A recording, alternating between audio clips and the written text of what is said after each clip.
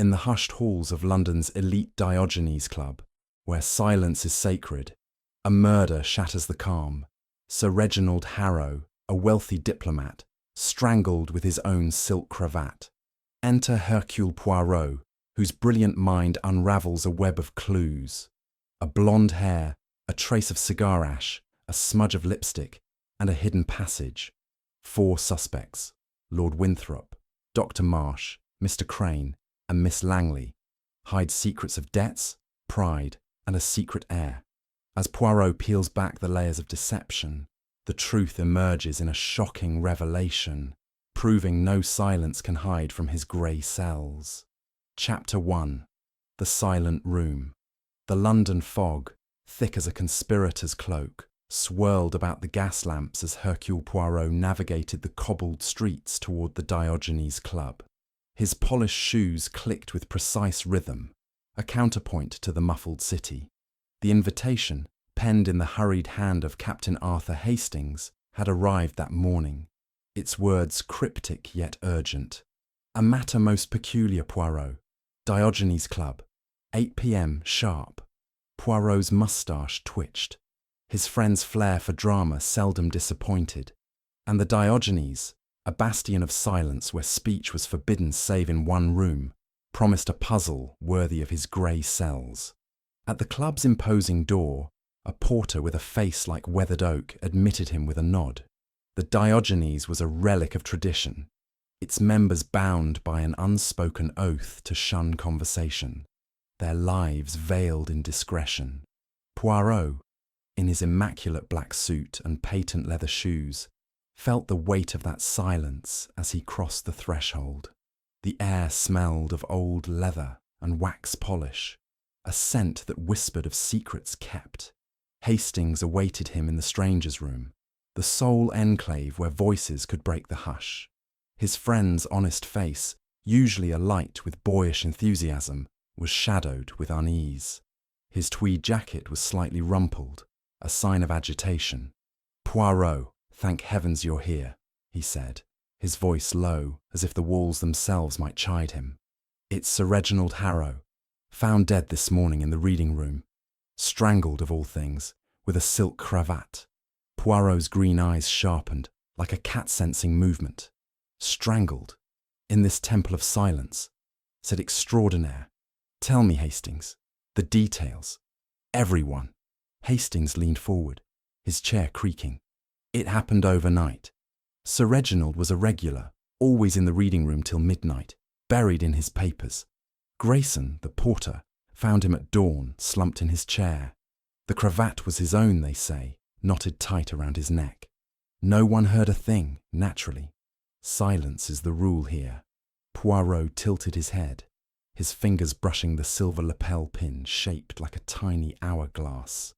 "And who was in the club at the time? Members, staff, name them all." Hastings recounted the sparse roster. 4 members had remained overnight, a privilege reserved for the club's elite. Lord Clarence Winthrop, a ruddy-faced peer with a booming laugh and a weakness for cards, had been seen in the billiards room. Dr. Evelyn Marsh, a physician of quiet demeanour and piercing intellect, had been working in her private study. Mr. Victor Crane, a financier whose sharp eyes missed nothing, claimed to have retired early. And Miss Beatrice Langley, a scholar of rare admittance to this male bastion, had been glimpsed in the corridors, her presence a point of contention among traditionalists. The staff comprised Grayson, the porter, and a handful of maids and valets, all vouched for as being elsewhere. Sir Reginald, Poirot mused. He was a man of importance, n'est-ce pas? A retired diplomat, wealthy, perhaps not loved. Hastings nodded. Rich as Croesus from some colonial estate, not the friendliest sort, sharp tongue, quick to quarrel. He'd been at odds with half the club over one thing or another. But murder, Poirot, it's unthinkable. Unthinkable, yet done, Poirot replied, his voice soft but firm. The method, it is intimate. A cravat is not a knife picked up in haste. It is personal, chosen. We must see this reading room, Hastings. The scene, It will speak to Hercule Poirot. They crossed the club's labyrinthine halls, where portraits of stern-faced founders glowered from the walls. The reading room was a sanctuary of mahogany and leather, its high windows draped in crimson velvet that drank the light. Heavy armchairs flanked oak tables, each bearing a single lamp. The chair where Sir Reginald had met his end stood alone, its green leather cushion bearing the faint imprint of tragedy. Poirot circled it, his eyes darting from the polished floor to the shelves laden with tomes on diplomacy and law. He paused, kneeling beside the chair. "Regardez, Hastings," he said, pointing to a single blonde hair, delicate as a spider's thread, caught on the armrest. "This hair, it is not Sir Reginald's. He was bald, you said?" "Quite bald," Hastings confirmed, peering over Poirot's shoulder. "Could it be the killer's?" "Perhaps," Poirot said, slipping the hair into a small envelope. "Or perhaps it is placed to mislead. We must learn who in this club has hair of this hue." He rose, his gaze sweeping the room. A faint whiff of cigar smoke lingered, though a brass sign on the wall declared smoking forbidden. Poirot's nose wrinkled. "Tiens, a smoker defies the rules. This too is a clue." He turned to Grayson, who hovered at the door, his hands twisting nervously. "Monsieur Grayson, the club. It is locked at night, oui. No one enters or leaves." "Locked tight, sir," Grayson said, his voice thin. "I checked the doors myself at 10. Windows bolted too. It's impossible anyone got in." Poirot's smile was enigmatic. "Impossible?" "Non, monsieur. The impossible is merely the improbable in disguise. Tell me, Sir Reginald, he was alone when you last saw him?" "Alone, sir, at 10, reading his papers, same as always." "And these papers," Poirot pressed, "they are still here?" Grayson shook his head. "Gone, sir. Not a trace of them." Poirot's eyes gleamed. "Alors, the plot thickens. A murder, a missing document, a hair, a scent. The silence of the Diogenes hides much, but it will not hide from Hercule Poirot." As they returned to the stranger's room, Hastings glanced at his friend. "What now, Poirot?" "It's a locked room, a perfect puzzle." Poirot adjusted his cufflinks, his mind already weaving the threads of evidence. "Now, Hastings, we observe. We listen to the silence, for it speaks louder than words. Tomorrow, we meet the members. Their faces, their lies. They will tell us what the room cannot." Chapter 2. The Scene of Silence. The Diogenes Club, with its austere grandeur, seemed to hold its breath as Hercule Poirot stepped into the reading room, the heart of the previous night's grim drama. The morning light, filtered through heavy crimson drapes, cast a muted glow over the mahogany shelves and leather-bound volumes that lined the walls. The air was thick with the scent of old paper and wax polish, tinged with something less tangible, a whisper of violence that lingered like an uninvited guest. Captain Hastings trailed behind, his honest face creased with unease, his tweed jacket slightly askew from the morning's agitation.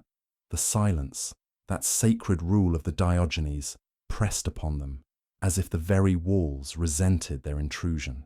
Poirot's green eyes, sharp as cut glass, surveyed the room with the precision of a watchmaker.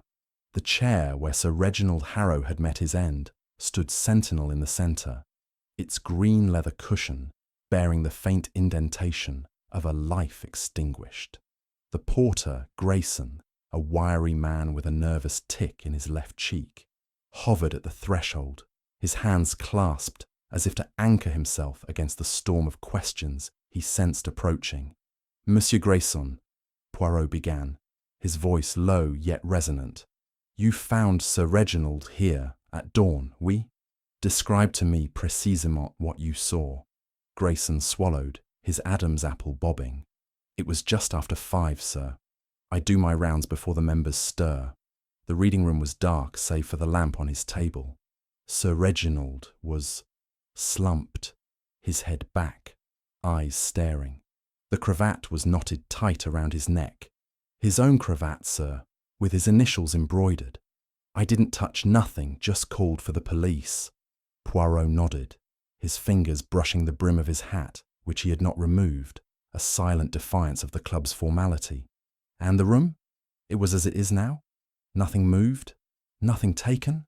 Grayson hesitated, his eyes flicking to the floor. His papers, sir. He always had a stack of them. Letters, documents, that sort. They were gone.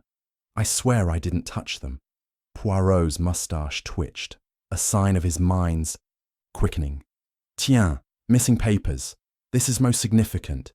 And the lamp, it was still burning. Yes, sir. Lit all night, as he liked it. Poirot approached the chair, his movements deliberate, like a dancer in a silent ballet. He knelt, his gloved fingers hovering over the cushion. There, on the armrest, glinted a single blonde hair, delicate as a thread of gossamer. He produced a small envelope from his waistcoat pocket and, with the precision of a surgeon, secured the hair within. "Regardez, Hastings," he said, his voice a conspiratorial whisper. "This hair, it is not Sir Reginald's. He was bald, was he not?" Hastings, peering over Poirot's shoulder, nodded vigorously. "Bald as an egg, Poirot. Could it belong to the killer?" "Perhaps," Poirot replied, rising with a grace that belied his compact frame. "Or perhaps it is a breadcrumb, left to lead us astray. We must discover who in this club has hair of this shade." He turned his attention to the room itself, his eyes darting from the polished oak floor to the high shelves, where dust dared not settle. The air held a faint, illicit trace of cigar smoke, a violation of the club's strict no-smoking edict, proclaimed by a brass plaque on the wall. Poirot's nose wrinkled, his senses as attuned as a bloodhound's. "C'est curieux, Hastings. A cigar, in a place where such a thing is forbidden. The smoker, they are bold or careless." Hastings frowned, his hands thrust into his pockets. "But Poirot, how could anyone smoke here without being noticed? The silence, the rules. It's all so strict." Poirot's smile was enigmatic, a curve of lips that promised answers yet to come. "The rules, Hastings, they are a shield, but also a cloak. In silence, one moves unseen, unheard. But the senses, they betray. This smoke, this hair, they are the whispers of truth in a room that forbids speech."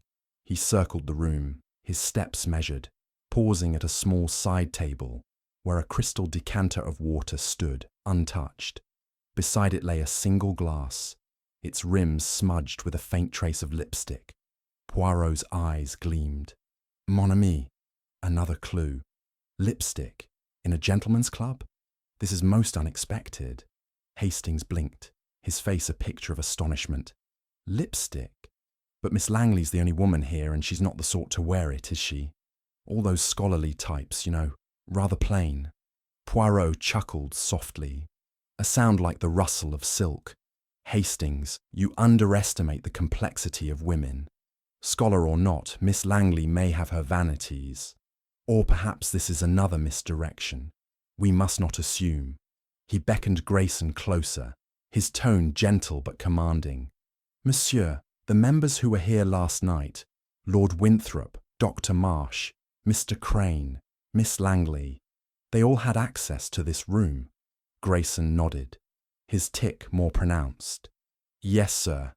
The reading room's open to all members till midnight, when we lock the main doors. After that, only those staying overnight could have got in. But the doors were bolted, windows too. I checked myself." "Vraiment?" Poirot's eyes narrowed. "Bolted, yet a man is dead. Tell me, what was Sir Reginald's manner last night? Was he agitated? Distracted?" Grayson hesitated, then spoke. "He was sharp, sir, as always. Snapped at me for bringing his tea too cold. He was reading some letter, muttering about debts and promises broken. Didn't say to who." Poirot's mind catalogued the detail, a thread to be woven into the tapestry of motive. "And the other members, did they interact with him?" "Not that I saw, sir. Lord Winthrop was in the billiards room, laughing loud enough to earn a glare or two. Dr. Marsh kept to her study, Door closed. Mr. Crane was in the lounge, pacing like he does when he's cross. Miss Langley passed by the reading room around 10, but she didn't stop. Poirot's gaze sharpened. Miss Langley passed by. You were certain of the time? 10 sharp, sir. I was checking the clocks. Bon. And these papers of Sir Reginald's, what were they? Letters, contracts, a will, perhaps? Grayson shrugged, his shoulders hunched. Couldn't say, sir. He kept them close, always in a leather folder. Never let anyone near. Poirot turned to Hastings, his voice low. The missing papers, they are the heart of this mystery. A man does not die for nothing, Hastings. Sir Reginald's wealth, his past, they are the keys. We must learn what those papers held. They moved to the door, where Grayson lingered, his eyes darting nervously. Poirot paused, fixing the porter with a piercing stare. One last thing, Monsieur Grayson. The cigar smoke. Have any members been known to defy this rule? Grayson's face paled, but he shook his head. Not that I've seen, sir. It's a strict rule. Could have been a guest, maybe, but no one's been here but members. Poirot nodded, dismissing him with a wave. As Grayson retreated, Hastings leaned in. What do you make of it, Poirot?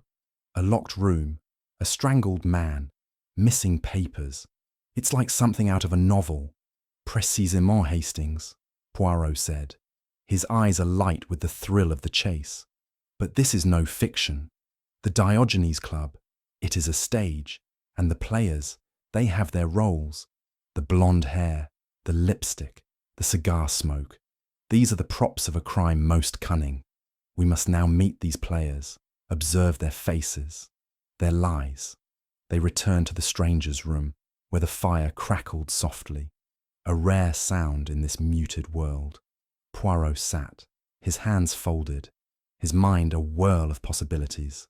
Hastings, ever the faithful companion, watched him with a mix of awe and impatience. What's our next move, Poirot? Question the members? Oui, but with care, Poirot replied. Each has a mask, Hastings. Lord Winthrop's jollity, Dr. Marsh's reserve, Mr. Crane's sharpness, Miss Langley's scholarship. They conceal as much as they reveal. We must listen not to their words, but to their silences. He rose, adjusting his tie with meticulous care. First, we learn of Sir Reginald's life, his wealth, his enemies, his secrets. A man does not amass a fortune without making foes. And this cravat, so personal, so deliberate, it speaks of a hatred close to the heart. Hastings nodded, his enthusiasm returning. I'll see what I can dig up about Harrow. Old military contacts might know something. Excellent, Hastings. And I shall study this club, its rhythms, its shadows. The Diogenes is a fortress of silence, but even silence has its cracks. As they parted, Poirot lingered in the stranger's room, his gaze fixed on the portrait of a long-dead founder, its eyes seeming to follow him. The Diogenes Club, with its rules and rituals, was a puzzle in itself, a labyrinth of motives and means.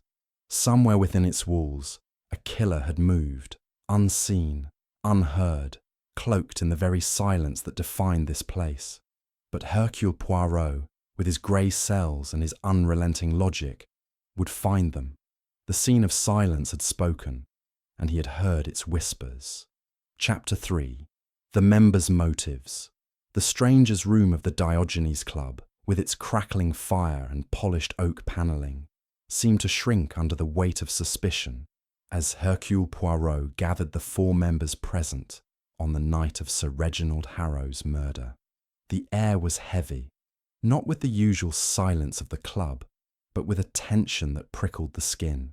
Captain Hastings stood at Poirot's side, his notepad clutched like a shield, his eyes darting from face to face, eager to catch a flicker of guilt. Poirot, immaculate in his black suit, his moustache a perfect crescent, stood with the calm authority of a conductor before an orchestra, ready to draw forth the discordant notes of truth. The members sat in a semicircle, their postures betraying their unease. Lord Clarence Winthrop, a florid man with a mane of silver hair, sprawled in his chair, his joviality dimmed but not extinguished, a glass of brandy cradled in his hand.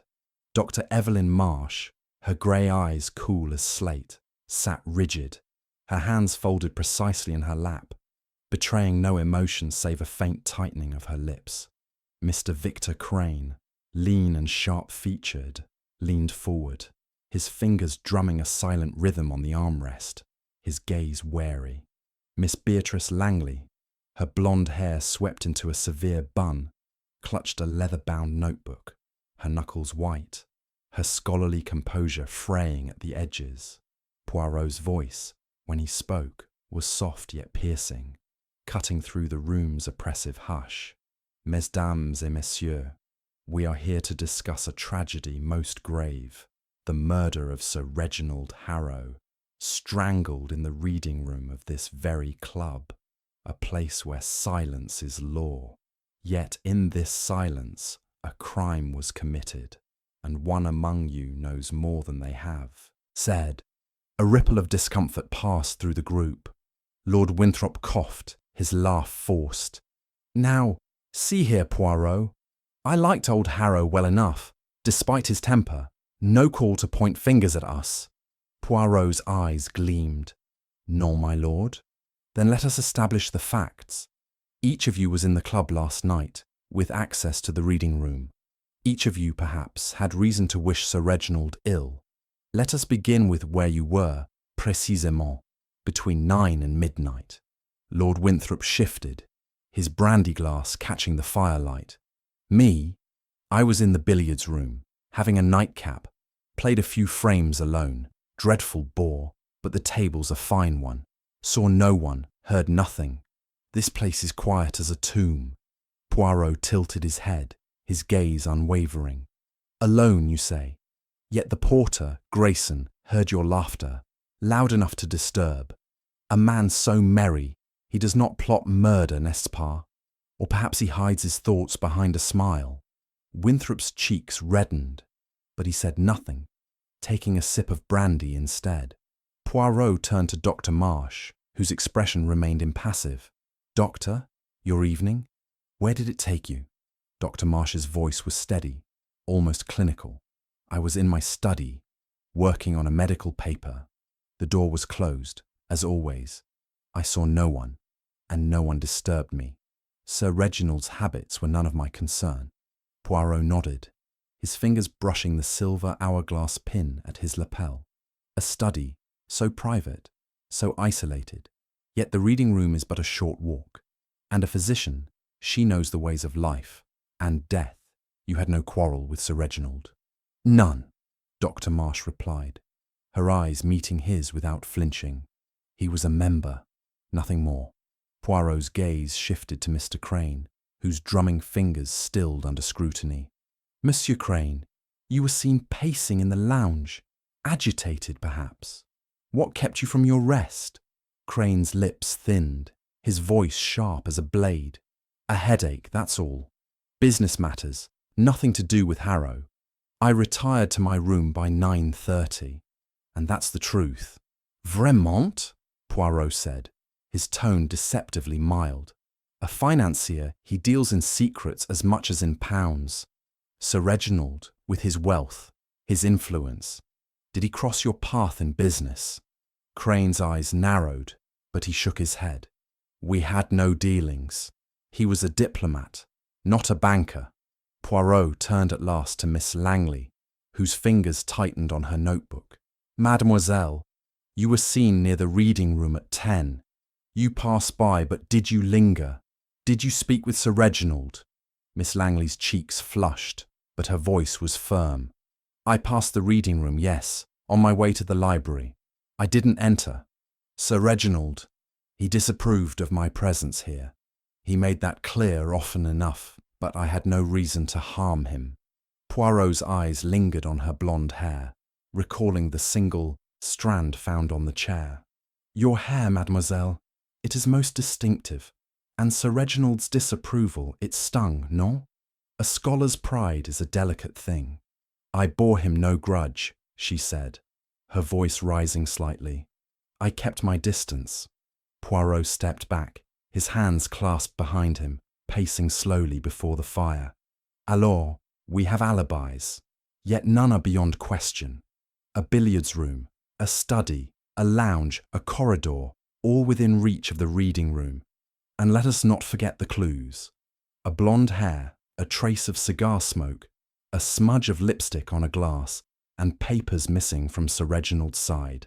These are the threads of a tapestry most intricate. Hastings, unable to contain himself, blurted, "Lipstick? But Miss Langley doesn't wear it, does she? And who'd smoke in the club? It's forbidden." Poirot's smile was faint, almost pitying. "Hastings, you see. But you do not observe. The lipstick, it may belong to no one here, or it may be a mask worn to deceive. The cigar smoke, it points to a rule breaker, someone bold or desperate. And the papers, mon Dieu, the papers, they are the heart of this crime." He turned to the group, his voice rising slightly, commanding their attention. Sir Reginald Harrow was a man of wealth, of power, of enemies. His fortune from a colonial estate was vast. His temper, it was sharp. Tell me, who among you knew of his affairs? His will, perhaps? His secrets? Lord Winthrop coughed again, his jovial mask slipping. Harrow was tight-lipped about his money. Rumours, of course. He'd changed his will recently, or so the gossip went. Something about a niece and a charity. Dr. Marsh's eyes flickered, but she remained silent. Crane spoke up, his tone clipped. He mentioned debts once, in passing. Said someone owed him, but he didn't name names. Miss Langley's voice was soft, almost reluctant. He spoke of a letter last week in the lounge. Said it was a matter of honour. I didn't pry. Poirot's mind seized on these fragments, arranging them like pieces of a mosaic. A will, debts, a letter of honour. These are not trifles.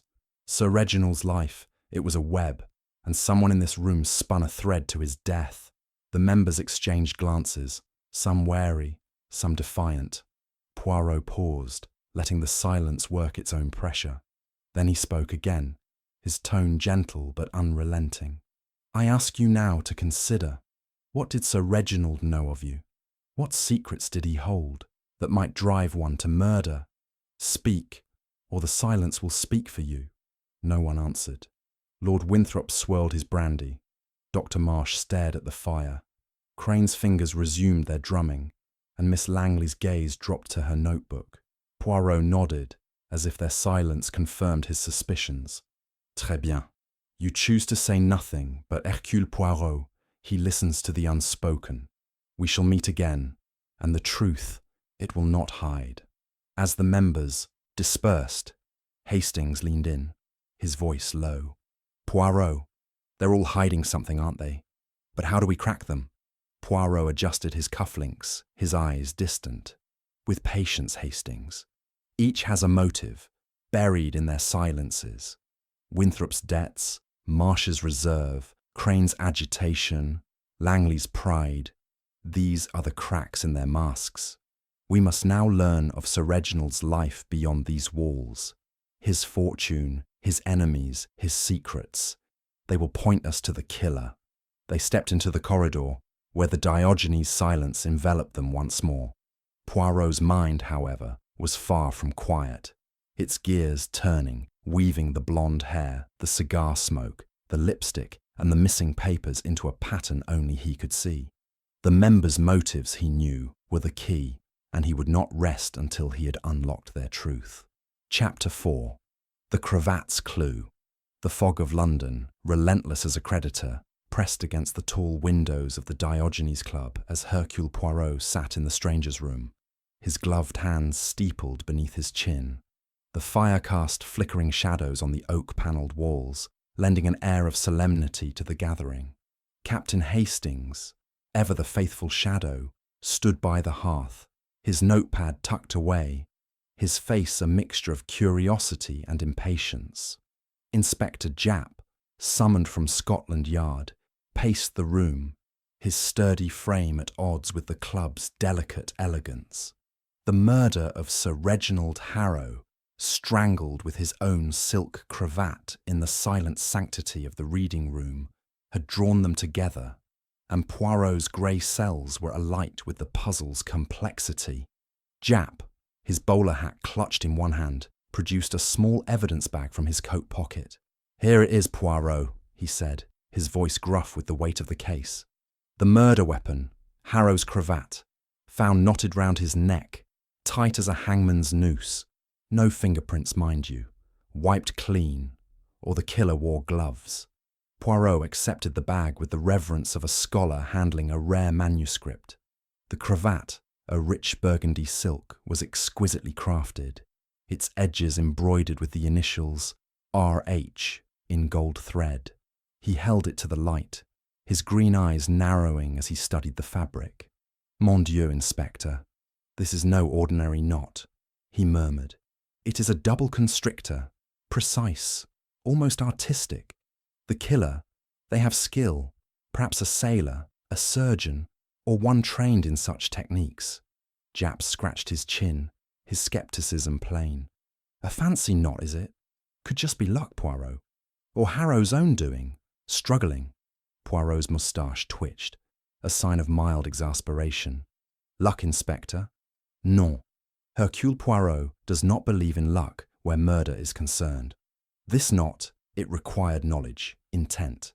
The cravat, it was chosen deliberately. Harrow's own, a symbol of his status. The killer, they wished to make a statement." Hastings, unable to resist, leaned forward. "A statement, Poirot? You mean it's personal? Someone who hated Harrow enough to use his own cravat?" "Précisément, Hastings," Poirot replied, his voice soft but firm. "The method, it is intimate, calculated. To strangle a man in silence, in a room where silence is sacred, requires not only opportunity, but nerve, and the absence of fingerprints. This suggests a mind meticulous, prepared." Japp coughed, shifting his weight. "Well, we've got more than just the cravat. Harrow's will, it turns out, was changed a fortnight ago.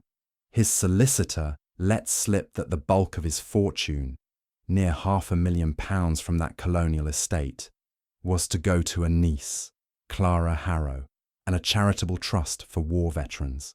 But there's talk of a secret heir, someone Harrow kept quiet about. Could be motive, eh?" Poirot's eyes gleamed, like a cat sighting prey. "A secret heir? C'est très intéressant. A fortune, it draws vultures, Inspector. This niece, Clara Harrow, she must be questioned.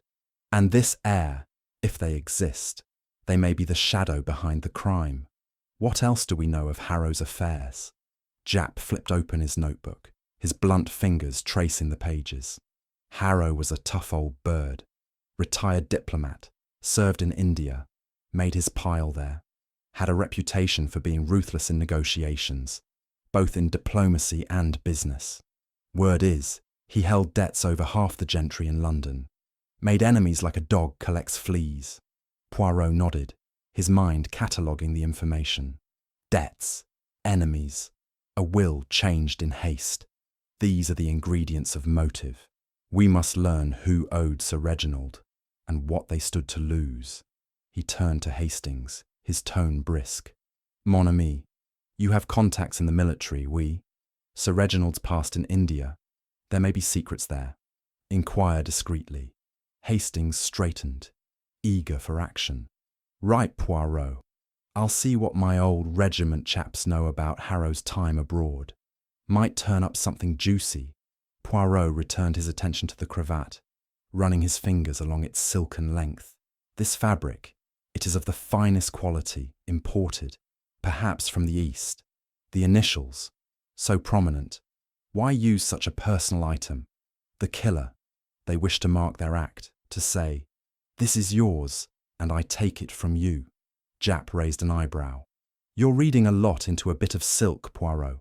What about that blonde hair you found? Or the cigar smoke? Any leads there?"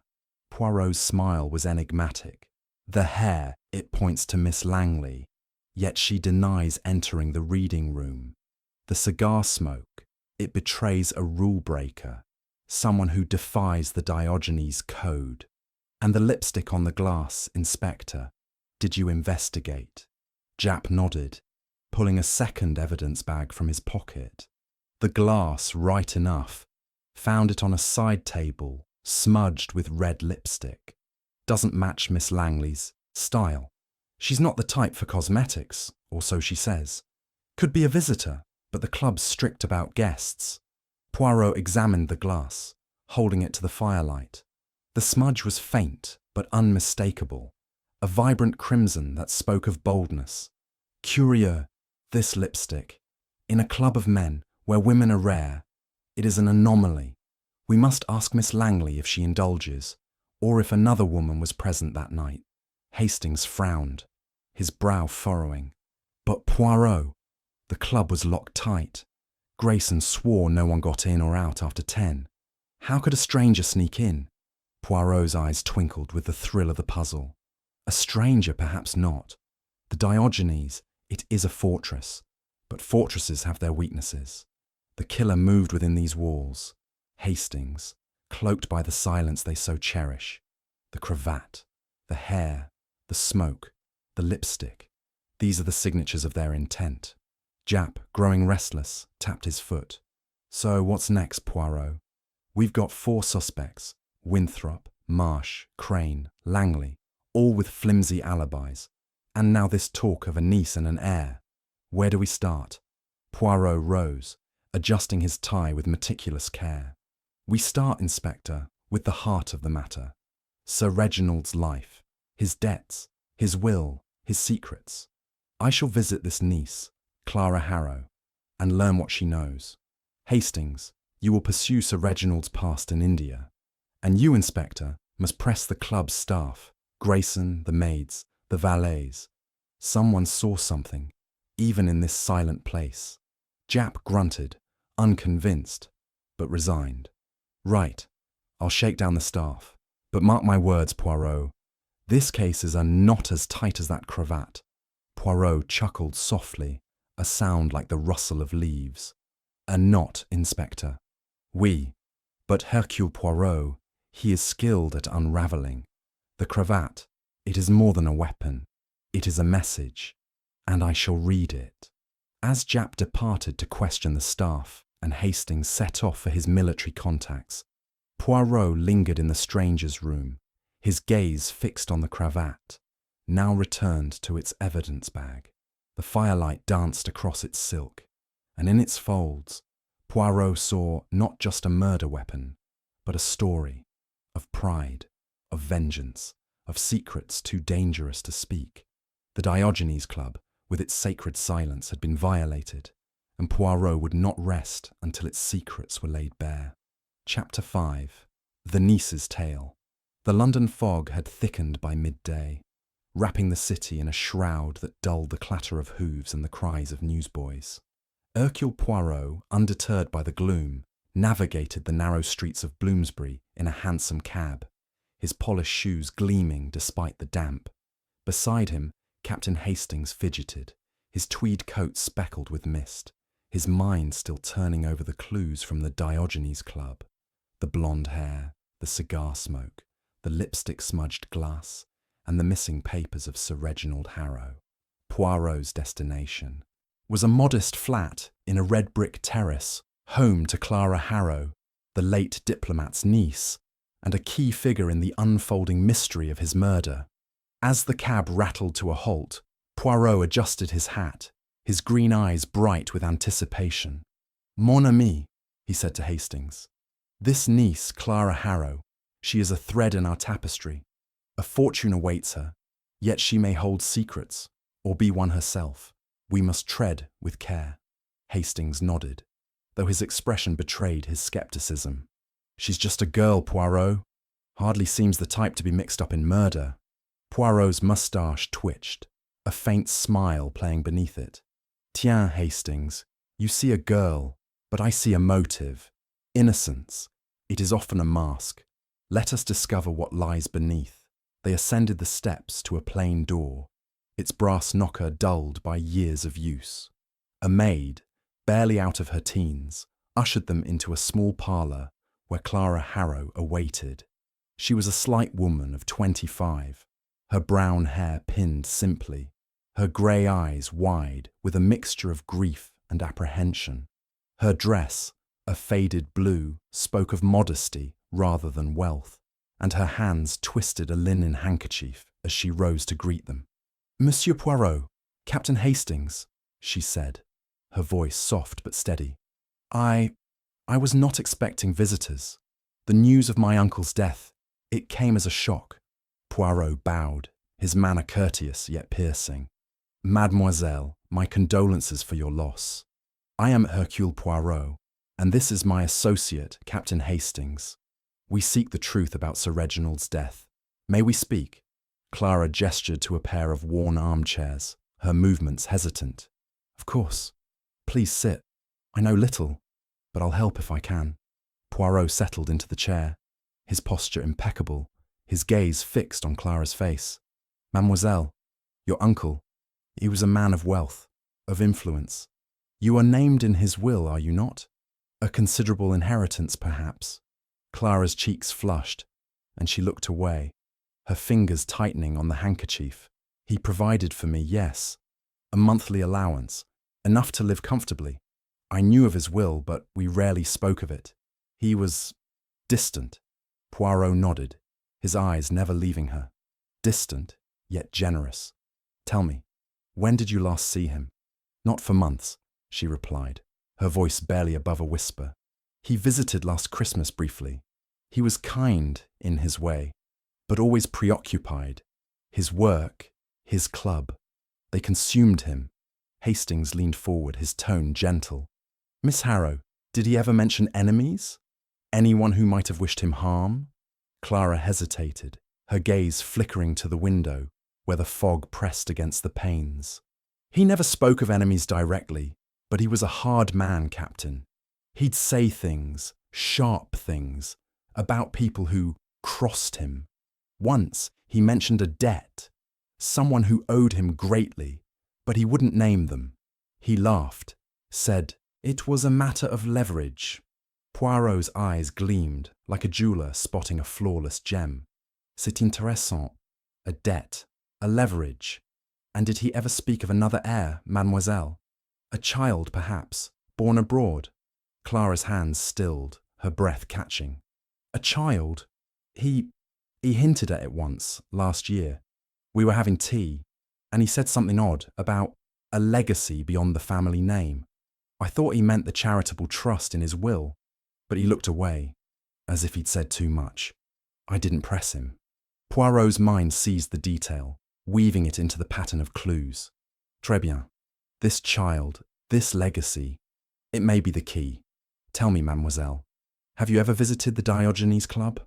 Clara shook her head, her expression firm. "Never. It's not a place for someone like me. Uncle Reginald made that clear. He said the club was for men of substance, not women or dependents." Poirot's gaze softened, but his questions remained relentless. "And your uncle's papers, letters, documents, did he share them with you?" "No," Clara said, her voice steady now.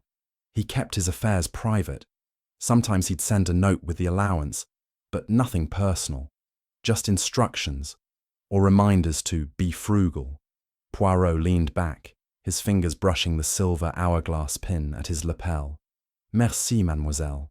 You have been most helpful. One final question. Did your uncle ever mention a woman, perhaps one who wore red lipstick, or a man who smoked cigars?" Clara frowned, her brow creasing. "Lipstick? No, he never mentioned such a thing. As for cigars, he despised them. Said they were vulgar. If anyone smoked at the club, he'd have been furious." Poirot rose, bowing slightly. "You have given us much to consider, mademoiselle. We shall trouble you no further, for now." As they stepped back into the fog, Hastings glanced at Poirot, his curiosity bubbling over. "Well, Poirot, what do you make of her? Seems genuine enough, doesn't she?" Poirot's smile was enigmatic. "Genuine, perhaps, but guarded, Hastings. She speaks of distance, yet her uncle's death affects her deeply. This talk of a child, a legacy, it is a shadow in our puzzle.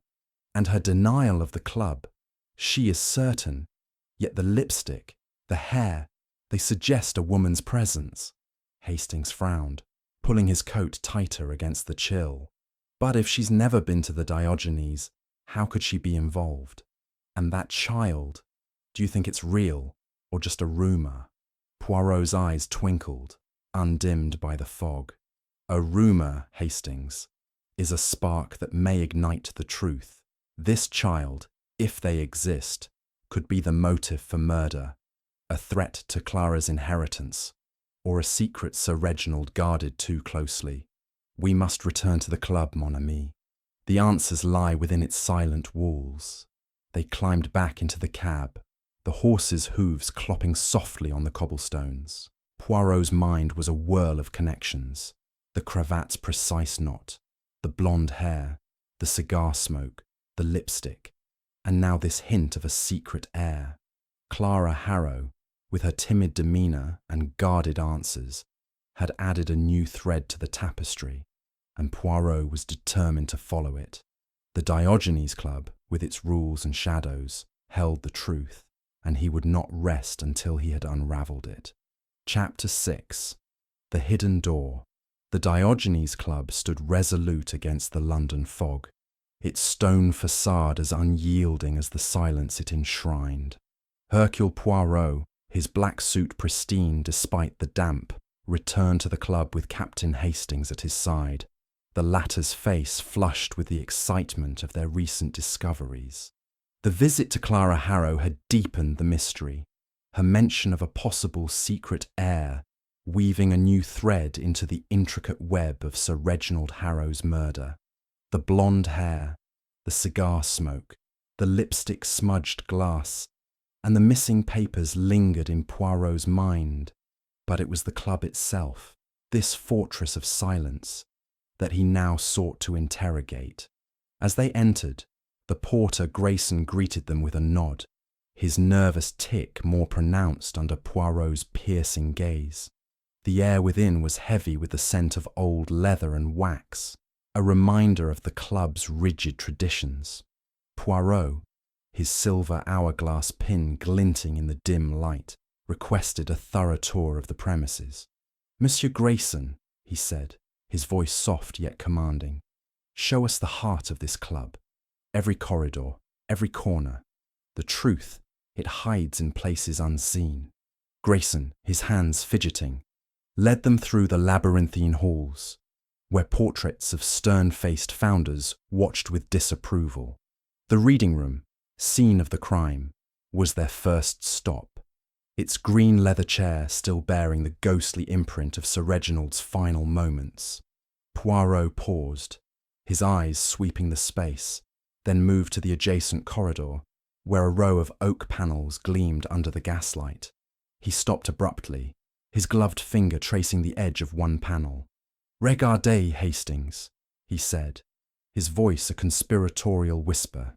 "This panel, it is not flush with its neighbours. A hair's breadth, but enough." He pressed lightly, and with a faint click, the panel swung inward, revealing a narrow passage cloaked in shadow. Hastings gasped, his eyes wide. "Good heavens, Poirot! A secret passage in the Diogenes?" "Oui, mon ami," Poirot replied, his moustache twitching with satisfaction. "A passage, hidden but not forgotten. This explains much. The locked doors, the bolted windows, yet a murder committed unseen."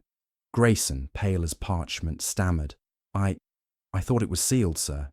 It's old, from the club's early days, used for deliveries or discreet exits. No one's opened it in years." Poirot's eyes narrowed, his gaze pinning the porter like a butterfly to a board. "No one, monsieur. Grayson. Yet it opens with ease, and the hinges, they are not rusted. Someone knew of this passage, and used it." He stepped into the passage, his torch casting a thin beam across the stone walls. The air was musty, tinged with the faint scent of dust and something sharper. Cigar ash scattered on the floor like a traitor's footprint. Poirot knelt, his gloved fingers brushing the ash. "Tiens, the smoker. They were careless. This ash, it matches the scent in the reading room. Our killer. They moved through this vein of the club. Hastings, peering over his shoulder, frowned. But Poirot, who could have known about this? The members, the staff. Poirot rose, his movements precise. The members, we, but also Grayson, who claims ignorance yet trembles, and perhaps others who guard the club's secrets. This passage, it leads where? Grayson, his voice barely audible, gestured to the shadows. To the service stair, sir. It connects to the members' quarters, the kitchen and the back entrance. Poirot's eyes gleamed like a cat in the dark. Vraiment, a path to the heart of the club, unseen, unheard. The killer, they needed no key, no window. They walked this shadow and struck in silence. They followed the passage to its end, emerging at a narrow stair that spiraled upward to the members' private rooms and downward to the service areas. Poirot examined the stair, noting a scuff mark on the stone, as if a boot had grazed it in haste. Regardez, Hastings. A mark fresh. The killer. They were not so careful as they thought. Returning to the corridor, Poirot questioned Grayson further, his tone gentle but unrelenting. Monsieur, this passage, who among the staff knows of it? Grayson's tic twitched violently. Just me, sir, and the head valet, Mr. Poole. It's not common knowledge. The members, they might have heard rumours, but I never told them. Poirot nodded, his mind cataloguing the porter's unease. And the members' quarters, Lord Winthrop, Dr. Marsh, Mr. Crane, Miss Langley, they could access this stair. Yes, sir, Grayson admitted, his eyes darting to the floor. Their rooms are off the upper landing, but the passage, it's hidden. You'd have to know where to look. Précisément, Poirot said, his voice low. And someone did. He turned to Hastings, his expression grave. This passage, it changes everything. The alibis of our suspects, Winthrop in the billiards room, Marsh in her study, Crane in his room, Langley in the corridor. They are no longer secure. Any one of them could have slipped through this passage, unseen, to the reading room. Hastings rubbed his chin, his mind racing. But Poirot, the cigar ash, does it point to Crane? He's the only one I can imagine smoking, breaking the rules like that. Poirot's smile was enigmatic. The ash, it is a clue, but not a verdict. Crane, he is bold, but so might another be. And the blonde hair, it, suggests Miss Langley, yet she denies entering the reading room. The lipstick, it remains a mystery. We must probe deeper, Hastings. They returned to the stranger's room, where the fire had dwindled to embers. Poirot sat, his hands folded, his mind a whirl of connections. The passage was a revelation, a crack in the Diogenes' silent armour, but it raised new questions. Who knew of it? Who had used it? And why leave the cigar ash? So blatant a defiance of the club's rules. Mon ami, Poirot said, breaking the silence, we must now reconsider our suspects. Lord Winthrop, his debts to Sir Reginald, did he know of this passage, a gambler's way to settle a score? Dr. Marsh, her surgical skill with knots, could she navigate these shadows? Crane, his agitation, his rule-breaking, does the ash betray him? And Miss Langley, her pride wounded by Sir Reginald, did she slip through to silence him? Hastings leaned forward, his voice eager. What's our next move, Poirot? Do we confront them about the passage? Poirot shook his head, his eyes distant. No, Hastings. To reveal the passage is to warn the killer. We observe, we listen. I shall speak again with Grayson and with this Mr. Poole, the valet. Their knowledge, it is key. And you, mon ami, will pursue Sir Reginald's past in India. The secret heir, the debts, these may connect to our hidden door. As they prepared to part, Poirot's gaze lingered on the oak-panelled walls, as if they might whisper their secrets. The Diogenes Club, with its hidden passage and silent rules, was a puzzle within a puzzle, and the truth lay buried in its shadows. Hercule Poirot, with his relentless logic, would unearth it, one thread at a time. Chapter 7. The Final Silence. The stranger's room of the Diogenes Club, its oak-panelled walls aglow with the soft flicker of gaslight, seemed to hold its breath as Hercule Poirot assembled the players in the grim drama of Sir Reginald Harrow's murder. The fire crackled faintly, a rare sound in this sanctuary of silence, as the four members, Lord Clarence Winthrop, Dr. Evelyn Marsh, Mr. Victor Crane, and Miss Beatrice Langley, took their seats, their faces a study in guarded unease. Captain Hastings stood by the door, his notepad at the ready, his eyes darting between the suspects. Inspector Japp, his bowler hat tucked under his arm, leaned against the mantel, his scepticism tempered by a growing trust in Poirot's methods. Grayson, the porter, hovered at the edge, his nervous tic betraying his discomfort under the weight of scrutiny. Poirot stood at the room's centre, his black suit impeccable, his silver hourglass pin catching the light. His voice, when he spoke, was low, measured, yet it carried the authority of a judge delivering a verdict. Mesdames et messieurs, we gather in this room, where words are permitted, to unmask a truth hidden in silence. Sir Reginald Harrow was murdered, strangled with his own cravat in the reading room, a place where no sound should disturb. Yet a crime was committed, and the killer, they are among us. A murmur rippled through the group, quickly stifled. Lord Winthrop's jovial mask slipped, his brandy glass trembling slightly. Dr. Marsh's grey eyes remained steady, but her hands clenched in her lap. Crane's sharp features tightened, his fingers stilling on the armrest. Miss Langley's blonde hair gleamed as she clutched her notebook, her lips pressed thin. Poirot paced slowly, his hands clasped behind him, his gaze sweeping the room. Let us review the threads of this tapestry. A blonde hair, found on Sir Reginald's chair, points to Mademoiselle Langley.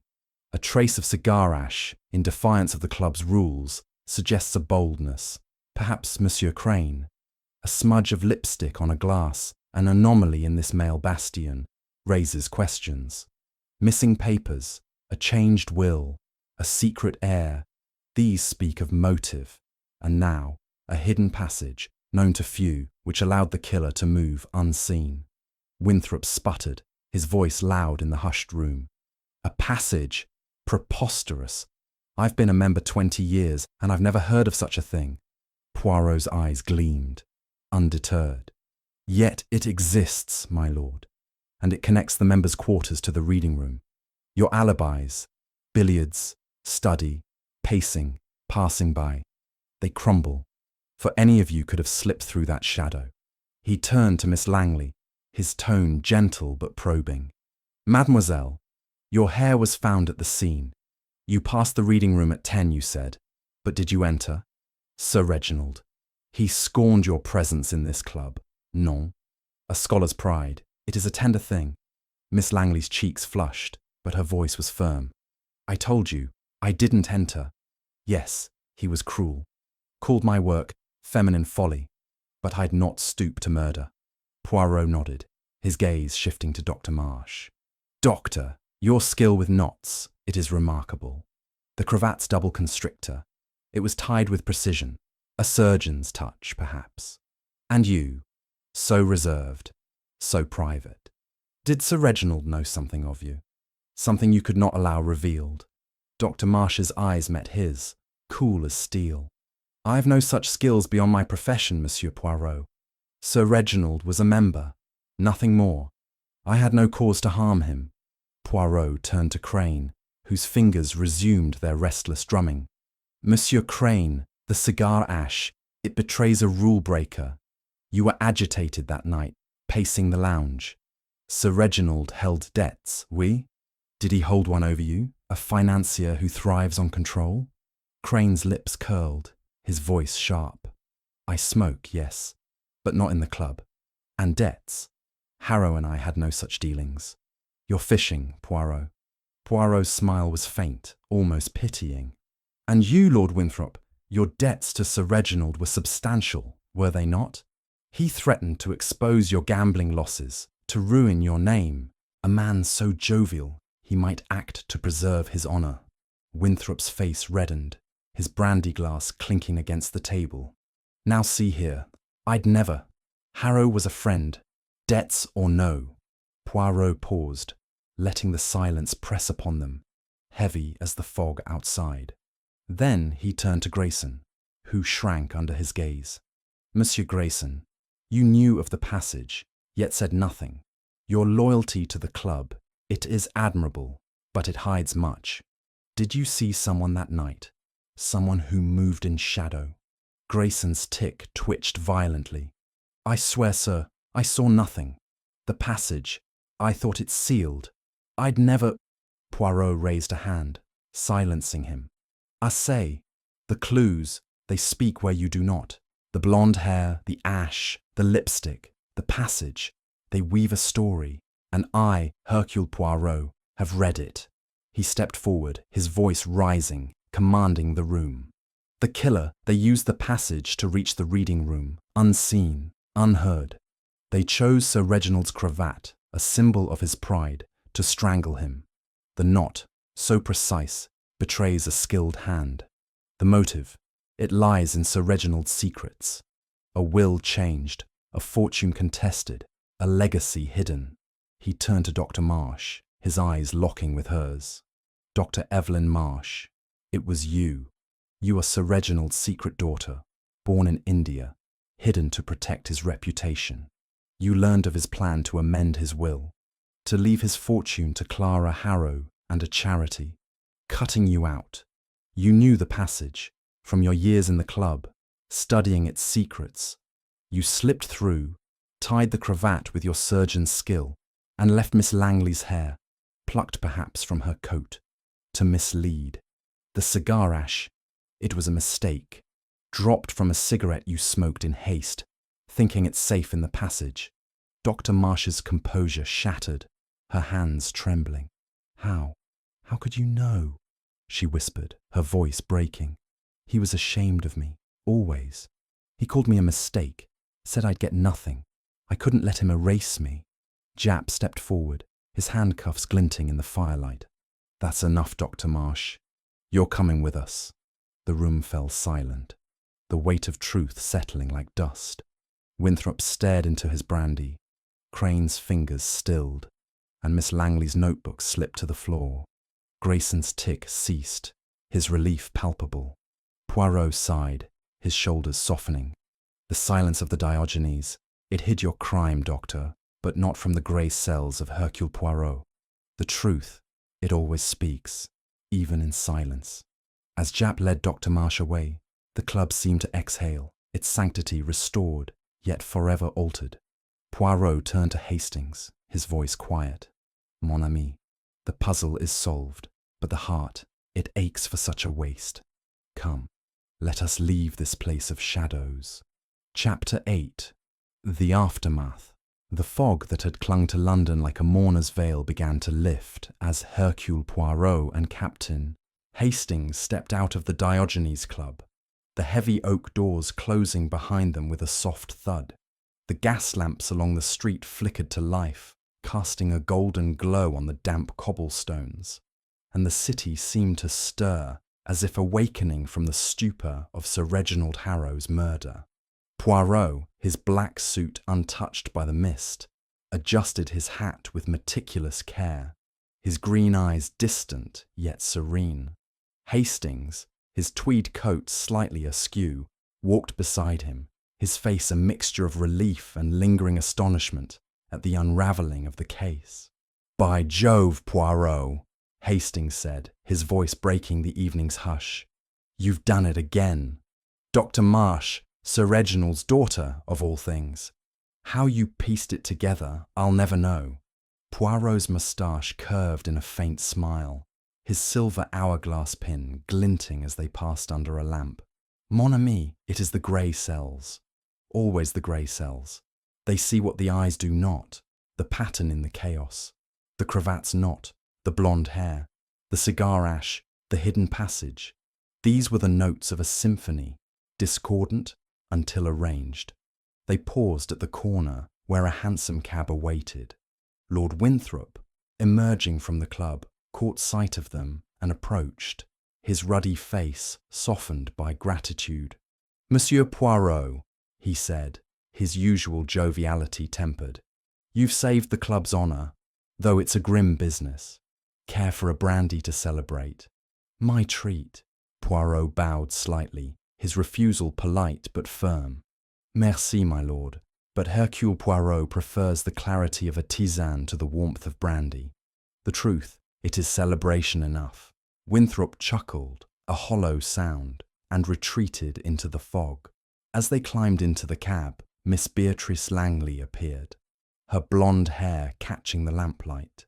She hesitated, then stepped forward, her scholarly composure restored, but her eyes bright with emotion. "Monsieur Poirot," she said, her voice steady, "I owe you an apology. I argued with Sir Reginald that night in the corridor. He insulted my work, called it trivial. I was angry, but I swear I never entered the reading room." Poirot's gaze was gentle, almost paternal. "Mademoiselle, your honesty, it is a balm. The hair, it was a deception, placed to mislead. You are free of this shadow." She nodded, clutching her notebook, and turned back to the club. Hastings, watching her go, shook his head. Poor girl, caught in such a mess.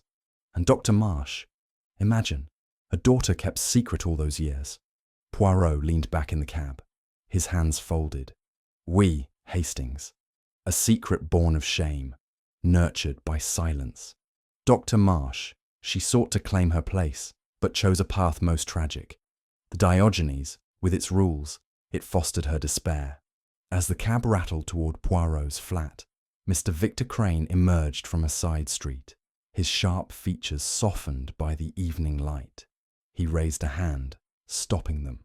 "Poirot," he said, his voice clipped but sincere, "I'll quit the cigars. Broke the rules once, won't again. You've my word." Poirot's smile was enigmatic. "A wise choice, Monsieur Crane. Rules, they exist for order, but truth, it respects no boundaries." Crane nodded and vanished into the fog. Hastings, ever curious, turned to Poirot. "What about Grayson? He knew about the passage, kept it quiet. Think he was in on it?" Poirot shook his head. "Non, Hastings. Grayson, he is loyal to the club, but his silence was fear, not guilt. He has promised to seal the passage, and I believe him. The Diogenes will guard its secrets more closely now." The cab rolled on, the city's hum replacing the club's oppressive silence. Hastings, still piecing together the puzzle, frowned. But Poirot, the lipstick on the glass, how did it fit? Dr. Marsh didn't wear it, did she?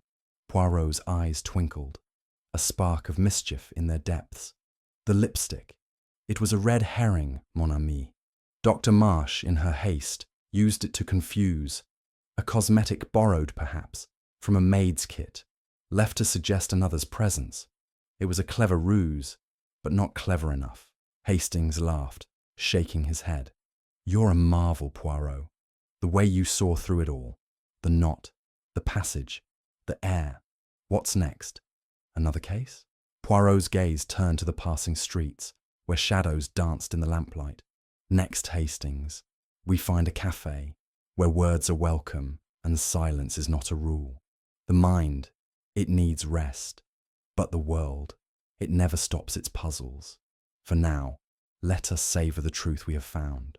The cab pulled up to Poirot's flat, and as they stepped into the warm glow of the hall, the weight of the Diogenes Club lifted. The murder of Sir Reginald Harrow, solved through the relentless logic of Hercule Poirot, was a chapter closed. But the book of mysteries, he knew, would always have another page.